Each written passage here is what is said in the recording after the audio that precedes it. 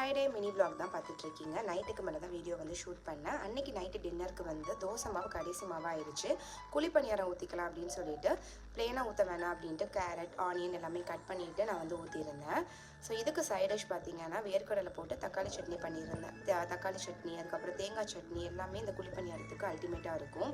So எல்லாருமே சூப்பராக வந்து சாப்பிட்டோம். ஃபஸ்ட்டு வந்து ஃபஹீம்க்கு வந்து போட்டு கொடுத்துட்டேன். ஏன்னா டைம் பார்த்திங்கன்னா 8 o'clock மேலே ஆயிடுச்சு. சட்னி வந்து இந்த மாதிரி நல்லா திக்காக வச்சு சாப்பிடும்போது நல்லா டேஸ்ட்டாக இருக்கும்.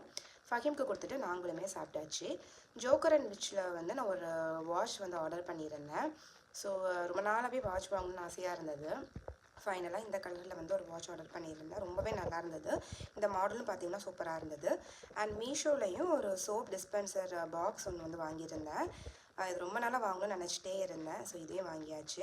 ஸோ சாப்பிட்டுட்டு பார்த்திங்கன்னா அப்படியே வெளியில் போகலாம் அப்படின்னு சொல்லிட்டு வெளியில் போயிட்டு ஒரு டீ சாப்பிட்டுட்டு வந்தோம். பை. அஸ்ஸலாமு அலைக்கும்.